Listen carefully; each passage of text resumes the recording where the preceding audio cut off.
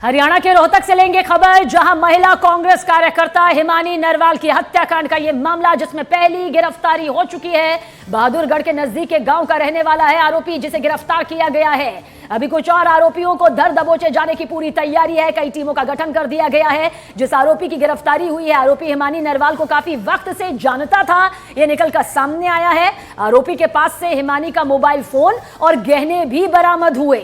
शुरुआती पूछताछ में गिरफ्तार आरोपी ने कबूला है कि हिमानी की हत्या उसके घर पर ही की गई थी। लेकिन इस हत्याकांड के पीछे क्या कुछ मकसद रहा, क्या मंशा रही, क्या यह निजी विवाद के चलते हुआ या कोई सियासी रंजिश थी, अभी बहुत से खुलासे होने बाकी हैं। पोस्टमार्टम रिपोर्ट भी सामने आनी बाकी है। दीपक बिष्ट हमारे सहयोगी ज्यादा जानकारी के साथ। दीपक, पहली आरोपी की गिरफ्तारी और इस आरोपी ने यह कबूल लिया है कि घर में ही, उसी के घर में इस हत्याकांड को अंजाम दिया गया। कौन ये आरोपी है, कहां से गिरफ्तारी, किस तरह का ये पूरा मामला? देखिए, अभी तक जो आरोपी है उससे पूछताछ की जा रही है और जो रोहतक पुलिस है उसका ये कहना है कि जो सीसीटीवी कैमरा फुटेज थे, क्योंकि जो वो अब अपने बयान में कह रहा है पुलिस के सामने, उन बयानों की तस्दीक करवानी जरूरी है। क्योंकि पुलिस को उसने ये बोला है कि वो काफ़ी समय से जानता था और उसने घर में ही हत्या की थी और उसके बाद हिमानी नरवाल की हत्या करके उसके शव को सूटकेस में डाल दिया था और घर से ही लेकर गया था। पुलिस उसके फ़ोन को ट्रेस कर रही थी, क्योंकि टेक्निकल सर्विलांस का इस्तेमाल किया गया था ताकि उसका फ़ोन का पता लग सके। अभी इस वक्त आरोपी की गिरफ्तारी हो चुकी है। एक आरोपी है जो काफ़ी ये दावा कर रहा है कि काफ़ी समय से वो जानता था हिमानी को और उन दोनों की दोस्ती काफ़ी पहले से थी और पुलिस उसके इन दावों की पड़ताल कर रही है, क्योंकि झूठ भी बोल सकता है। क्योंकि एक दिन पहले उसकी जो हिमानी नरवाल है, उनकी माँ ने ये बोला था कि वो कांग्रेस में काफ़ी तेज़ी से अपना कद बढ़ा रही थी और रोहतक में अक्सर वो कांग्रेस के नेताओं के साथ रही थी और राहुल गांधी के साथ भी उनकी जो राहुल गांधी की यात्रा जो थी उसमें वो पैदल यात्रा में भी शामिल रही थी। और इसीलिए पुलिस का कहना है कि इन सभी दावों का यहाँ पर इन सभी दावों की पड़ताल की जानी जरूरी है। क्योंकि जिस तरह से आरोपी ने बोला है कि उसने हत्या की थी, उसके बाद शव को ले जाकर सांपला बस स्टैंड के पास फेंक दिया था, उसको भी यहाँ पर पता करना है। क्योंकि पुलिस का कहना है कि सीसीटीवी फुटेज काफ़ी अहम था इस केस में, टेक्निकल सर्विलांस काफ़ी अहम था, क्योंकि इनके जरिए ही पुलिस आरोपी तक पहुँच सकती थी। और एक दिन पहले ही जब हिमानी नरवाल का पोस्टमार्टम, लेकिन दीपक, अब चूंकि उस आरोपी ने कबूल कर दिया है कि ये जो पूरी वारदात है उसके घर पर उसे अंजाम दिया गया, लेकिन क्या पुलिस अब इस एंगल से भी तो जांच कर रही होगी ना कि एक शख्स तो इसमें शामिल नहीं हो सकता। उस आरोपी से किस लेवल तक पूछताछ आगे बढ़ाई गई है, इसमें और कौन कौन शामिल है, और जो आरोपी पकड़ा गया है क्या वही मुख्य आरोपी है या फिर एक वो किरदार हो सकता है कोई और भी इसमें शामिल हो? दीपक,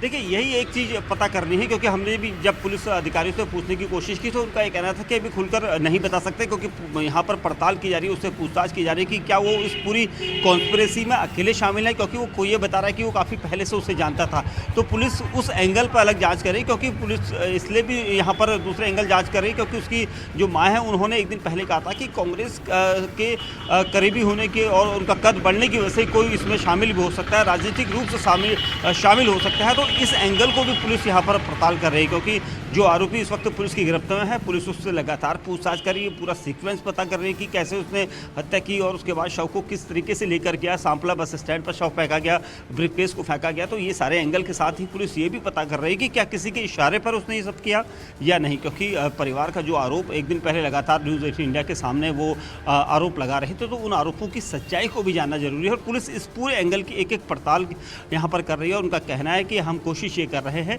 कि ज़्यादा से ज़्यादा उससे पूछताछ कर सके और इसीलिए उससे अभी थाने में पूछताछ की जा रही है।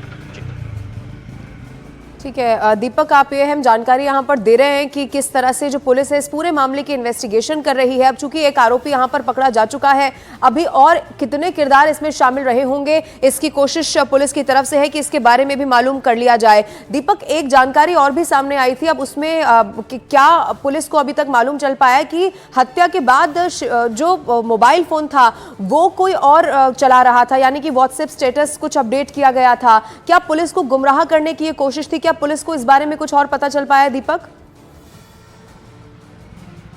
देखिए, बिल्कुल निश्चित तौर पर पुलिस को गुमराह करने की यहाँ पर कातिल ने कई बार कोशिश की थी, क्योंकि जब व्हाट्सएप स्टेटस जो जारी किया था, क्योंकि 2 दिन पहले 11 बजे के आसपास सांपला बस स्टैंड पर ब्रीफकेस मिला था। उस ब्रीफकेस में हिमानी नरवाल का शव था, लेकिन उसी दौरान 2 घंटे पहले उनका स्टेटस यहाँ पर एक्टिव किया गया था। तो पुलिस कहीं ना कहीं गुमराह हो जाती कि शायद हिमानी कहीं घर से दूर चली गई है और फ़ोन भी इस्तेमाल कर रही है। पुलिस को हत्या की बात काफ़ी देर में पता चलती, लेकिन ऐसा नहीं हुआ और यही वजह थी कि टेक्निकल सर्विलांस के जरिए ही पुलिस उसके फ़ोन तक पहुंची थी, क्योंकि ये जारी हो चुका था कि फ़ोन कहीं ना कहीं इस्तेमाल हुआ था और आखिरी बार किसका कॉल आया था, कौन हिमानी से मिलने आया था, ये सारी जानकारी जो है फ़ोन के जरिए ही पुलिस यहाँ पर पता लगा सकती थी। और जब उसका फ़ोन ट्रेस किया गया, फ़ोन ट्रेस करके आखिरी बार जिसको कॉल थी उनके साथ पुलिस कॉन्टैक्ट में थी और इसीलिए आरोपी हमलावर तक पुलिस पहुंची। उसके अलावा पुलिस का कहना था कि सीसीटीवी कैमरा फुटेज काफ़ी अहम रोल पैदा करता है, क्योंकि ये जो घर है हम घर के पास है और यहीं से बाहर कातिल निकला था और इसी रूट के कई सारे सीसीटीवी कैमरा फुटेज पुलिस ने चेक किए थे। घर के आसपास की चीज़ें चेक की थी कि कहाँ से कैसे ले जा सकता है, कौन शख्स आया था, कार लेके आया था, गाड़ी लेके आया था, किस चीज़ में आया था और वो ब्रीफकेस को कैसे लेकर गया। तो ये सारी चीज़ें सीक्वेंस क्राइम सीन का जो था वो 25 किलोमीटर के दायरे में सभी कैमरा फुटेज को चेक किया गया था और टेक्निकल सर्विलांस का इस्तेमाल किया गया था और तब जाकर आरोपी हमलावर तक पुलिस पहुंची है।